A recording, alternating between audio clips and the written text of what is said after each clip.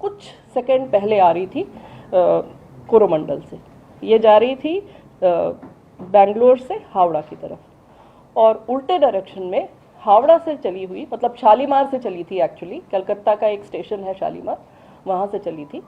शालीमार से चली हुई ये गाड़ी कोरोमंडल ये चेन्नई जाने के लिए आ रही थी। इसके लिए भी मेन लाइन सेट थी, दूसरे डायरेक्शन की थी, जिसको हम लोग अप मेन लाइन कहते हैं। उस लाइन का डायरेक्शन सेट था, रूट सेट था, हर तरह से सिग्नल सेट थे और सिग्नल ग्रीन थे।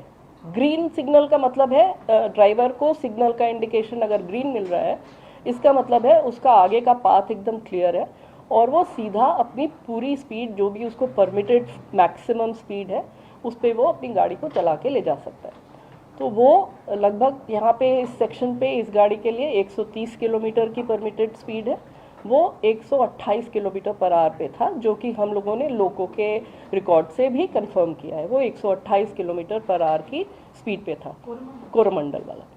और दूसरी डायरेक्शन से यशवंतपुर जो आ रही थी वो भी 126 पे थी, वो भी 130 पे परमिटेड है, वो भी 126 किलोमीटर पर आवर पे थी। इनके सबके लोगों के डेटा से हम लोगों ने ये कंफर्म भी कर लिया है कि ये स्पीड थी गाड़ियों की, जो कि उनकी परमिटेड स्पीड के अंदर थी, लिमिट पे थी। तो ओवर स्पीडिंग की कोई बात नहीं थी। सिग्नल एकदम जो उसको दिख रहा था ग्रीन था और उसको सीधा जाना था। किसी कारणवश जो कारण अभी इन्वेस्टिगेशन में है, और मंत्री जी, जैसा आप लोग देख ही रहे हैं कि मंत्री जी पिछले 36 घंटे से उसी साइट पे, और वो वहाँ से हिल नहीं रहे हैं। वहाँ पे वो रेस्टोरेशन, इन्वेस्टिगेशन, रिलीफ और जितने भी लोग हॉस्पिटल में भी हैं उनसे भी जाके मिल रहे हैं। तो he is doing everything from there and he is leading from the front. So उन्होंने अभी जानकारी दी है कि प्रिलिमिनरी फाइंडिंग से ऐसा लगता है कि सिग्नलिंग में कोई परेशानी पाई गई, लेकिन वो भी प्रिलिमिनरी जानकारी है।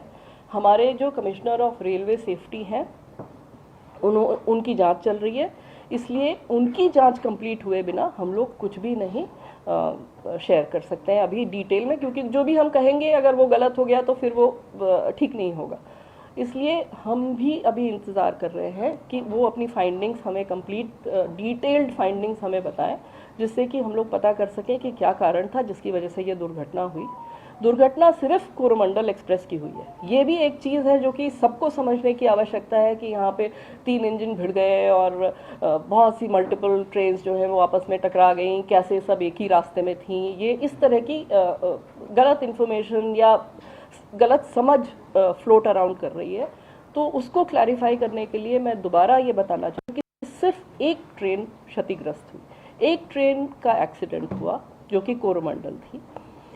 उस ट्रेन किसी कारण, जिस भी कारण के वजह से, जिसको हमें पता चलेगी अभी डिटेल में कि क्या कारण था, वो जो एक्सीडेंट ग्रस्त हुई और अप लूप लाइन में जो आयरन ओर की ट्रेन खड़ी हुई थी, जो मैंने आपको बताई मालगाड़ी, उससे टकराई।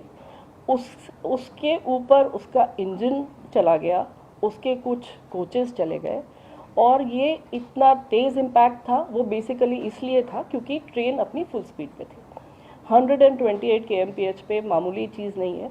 और दूसरी इशू ये था कि वो एक आयरन ओर की ट्रेन थी जो कि बहुत ही भारी ट्रेन होती है। तो वो सारा इम्पैक्ट जो है, कोलिजन का इम्पैक्ट, अगर आप लोग किसी भी टेक्निकल कोलिजन एक्सपर्ट से भी पूछेंगे, कोलिजन का इम्पैक्ट उसने कम्प्लीटली रिजेक्ट कर दिया क्योंकि वो आयरन ओर भरी हुई ट्रेन थी। एंड द एंटायर पूरा का पूरा इम्पैक्ट जो है वो सारा का सारा ट्रेन के ऊपर आ गया। कोचिंग ट्रेन थी ये। अब इस ट्रेन के बारे में भी मैं कुछ बताना चाहूँगी। ये ट्रेन है LHB ट्रेन, हमारी जो LHB कोचेस है उसकी ट्रेन है ये। LHB is a very very safe train.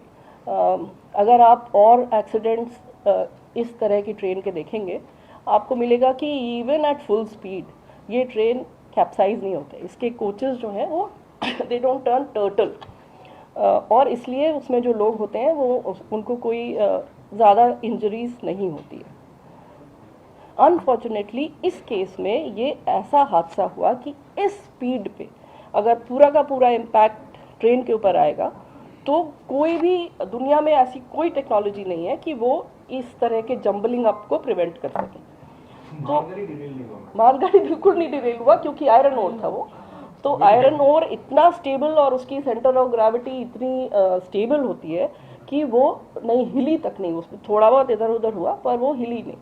और पूरा इम्पैक्ट जो है वो इस ट्रेन के ऊपर आ गया जो कि पैसेंजर्स के साथ थी, और उसकी वजह से ये इंजरीज और अनफॉर्चुनेट डेथ्स बहुत हुई। तो ये है बैकग्राउंड इसका। इसके साथ चूंकि इसके डिब्बे बिखर गए इम्पैक्ट के वजह से, कोलिजन की वजह से सारा इधर उधर बिखरे, तो उसमें से कुछ डिब्बे जो हैं वो अगर आप देखेंगे तो ये जो डाउन लाइन मेन लाइन है इसकी तरफ आ गए, और ये डाउन मेन लाइन पे यशवंतपुर एक्सप्रेस निकल रही थी, वो भी 126 की स्पीड पे जा रही थी। वो करीब करीब क्रॉस कर गई थी। वो तो मिस फॉर्चून है कि एक लिटरली एक फ्रैक्शन ऑफ सेकंड के लिए उसके पीछे के 2 डिब्बे थे जो कि इसके डिरेल डिब्बों के रास्ते में आ गए, और इन डिरेल डिब्बों के इम्पैक्ट से उसके आखिरी 2 डिब्बे वो भी डिरेल होके, यशवंतपुर एक्सप्रेस के, वो भी डिरेल होके दूसरी तरफ फिक गए। तो ये सारा इतनी स्पीड में और इतने मोमेंटम में था कि उसकी वजह से वो 2 डिब्बे भी क्षतिग्रस्त हुए और उसमें भी कुछ लोगों को बहुत इंजरीज हुई, कुछ डेथ्स भी हुई। ये हुई यशवंतपुर एक्सप्रेस जो कि उसमें इन्वॉल्व हो गई। उसके अलावा जो एक और मालगाड़ी दूसरी तरफ जो खड़ी हुई थी, जो हम जिसको डाउन लूप में दिखा रहे हैं ये आपको, स्टेशनरी गुड्स ट्रेन, ये इस पे भी थोड़ा सा वो डिब्बों का इम्पैक्ट हुआ पर कोई खास उसमें क्षति नहीं हुई। ये पूरे एक्सीडेंट का बैकग्राउंड है। इसके बाद जो सबसे पहला काम हुआ, जो रेलवे में एक बहुत लेट डाउन प्रोसीजर है इस तरह के डिज़ास्टर्स के लिए, कि वो स्टेशन मास्टर ने तुरंत कंट्रोल को मैसेज करी, और उसके बाद हमारी जो मेडिकल रिलीफ ट्रेन होती है वो 2 जगह से तुरंत चल पड़ी। 20 मिनट के अंदर वो गाड़ियाँ चल पड़ी। एक आई खुर्दा की तरफ से, मतलब भुवनेश्वर की तरफ से, और एक आई खड़गपुर की तरफ से। भुवनेश्वर वाली पहले पहुंची और उसके जस्ट 10 मिनट बाद खड़गपुर वाली पहुंची। साथ में एनडीआरएफ को इन्फॉर्म कर दिया गया। एनडीआरएफ की एक टुकड़ी बालासोर में स्थित थी क्योंकि वहाँ पे साइक्लोन और ये सब फ्लड्स वगैरह के लिए उनकी एक टुकड़ी वहाँ पर मौजूद रहती है। उस टुकड़ी को तुरंत इन्फॉर्म कर दिया गया। ये भी मैं बताना चाहूँगी कि हम लोगों की एनडीआरएफ के साथ कंटिन्यूअस इस तरह की घटनाओं से बचने के लिए एक्सरसाइज चलती रहती है, कोऑर्डिनेशन चलता रहता है, और हम लोग बहुत सारी मॉक ड्रिल्स करते हैं। उसका ये फ़ायदा हुआ कि एनडीआरएफ की टीम जो बालासोर में मौजूद थी वो भी वहाँ से चल पड़ी तुरंत तैयार होकर, और वो भी पहुँची। जो आर्मी की भी वहाँ पे एक टुकड़ी मौजूद थी वो भी मोबिलाइज हो गई, उसको इन्फॉर्मेशन पहुँच गई, वो भी आ गई। जो स्टेट एडमिनिस्ट्रेशन था, जो स्टेट डिज़ास्टर रिलीफ थी, जो district manager DM and his team and the SP and the local administration, everybody responded. Locals जो वहाँ पे थे वो तो खैर they are the first responders, वो सारे locals आ गए and immediately जितने लोगों को वहाँ से निकाला जा सकता था, उनको वहाँ से नज़दीक के अस्पताल ले जाया जा सकता था, उसके लिए जो भी कार्रवाई करनी थी वो लोगों ने शुरू कर दी। It is a major disaster, उसमें एक छोटी चीज़ नहीं है, ये एक इतनी बड़ी दुर्घटना और इतने सारे लोगों को का इन्वॉल्वमेंट था। ये सारे लोग इसमें सिर्फ इसी फोकस के साथ लगे रहे कि कैसे लोगों को की जान बचाई जाए और उनको जल्दी से जल्दी हॉस्पिटल पहुंचाया जाए।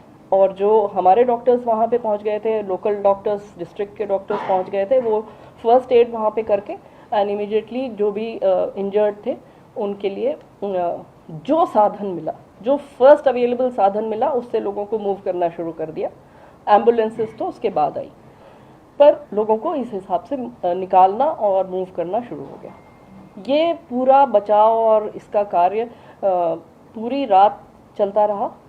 सुबह तक 3 तारीख की सुबह तक जब सारे वरिष्ठ अधिकारी भी पहुंच गए वहाँ पे, मंत्री जी खुद पहुंच गए, भी ये काम चलता रहा। और करीब दोपहर के 2 बजे के करीब जितने भी लोग उसमें या तो फंसे थे या जिस भी तरह से थे उनको निकाल लिया गया।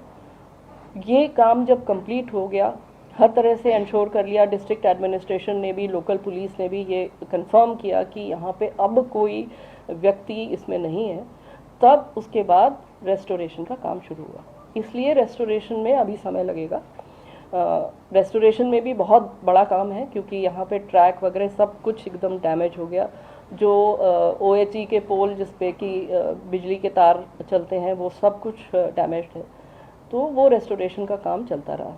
उसके बाद पूरी रात मंत्री जी खुद वहाँ पे उसको सुपरवाइज़ करते रहे सीनियर ऑफिसर्स के साथ। हमारे रेलवे बोर्ड के चेयरमैन साहब और हमारे मेंबर इंजीनियरिंग जो हैं वो खुद, और मेंबर रोलिंग स्टॉक, सब लोग वहाँ पर रहे, जनरल मैनेजर्स, DRMs, सब लोग वहाँ पे, अपार्ट फ्रॉम हमारी टीम्स जो कि लेबर, सारा टेक्निकल टीम्स, सारे मटेरियल जो चाहिए रिप्लेस करने के लिए, सब लोग वहाँ पे मोबिलाइज होते रहे। सारी रात वो गाड़ियाँ भी शटल की तरह से चलती रहीं और वो सामान वहाँ पे पहुँचा के, अभी आप देख ही रहे हैं कि रेस्टोरेशन का काम बहुत तेज़ी से चल रहा है।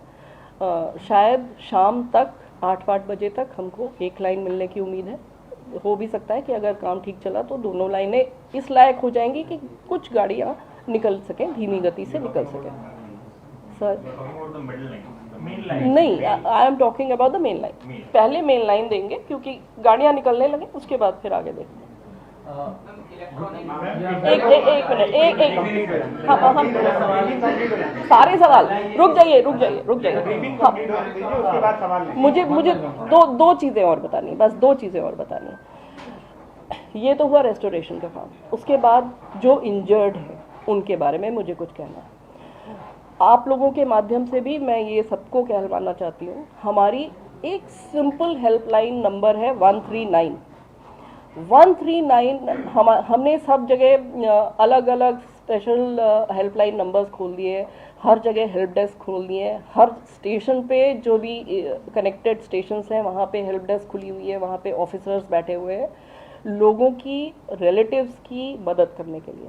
हम खुद पूरी रात यहाँ पे 36 घंटे से हमारे, मैं पर्सनली तो यहाँ पे 36 घंटे रही हूँ, उसके अलावा बाकी लोग जो हैं वो शिफ्ट ड्यूटी पे आते रहे हैं। हमारा एक वॉर रूम है, वो हम आपको दिखाएंगे, वहाँ से हम सारा कोऑर्डिनेशन कर रहे थे यहाँ से, जो कि दूसरी एजेंसीज़ के साथ चाहिए, पैसेंजर्स के साथ चाहिए, जो इंजर्ड हैं उनके साथ चाहिए, उनके रिलेटिव्स के साथ चाहिए, उनके नेक्स्ट ऑफ किन के साथ चाहिए। तो वो हम आपके माध्यम से फिर अपील करना चाहते हैं, हम ये इन्फॉर्मेशन सबको पहुंचाना चाहते हैं जो भी परेशान है इस सिचुएशन में। 139 एक सिंपल नंबर है, उसको कॉल करें। वहाँ पे हमारे ऑफिसर्स बैठे हैं, वहाँ पे कोई कॉल सेंटर के ऊपर हमने नहीं सिर्फ काम छोड़ रखा है कि वो जो आपको 1 घंटे रुकेंगे और कहेंगे कि अब आप ये नंबर डायल करिए, अब वो नंबर डायल करिए, से कॉन्टैक्ट करिए और हमें नहीं पता, हम बताएंगे आपको। इस तरह की चीज़ से हमने इसको निकाल के हमारे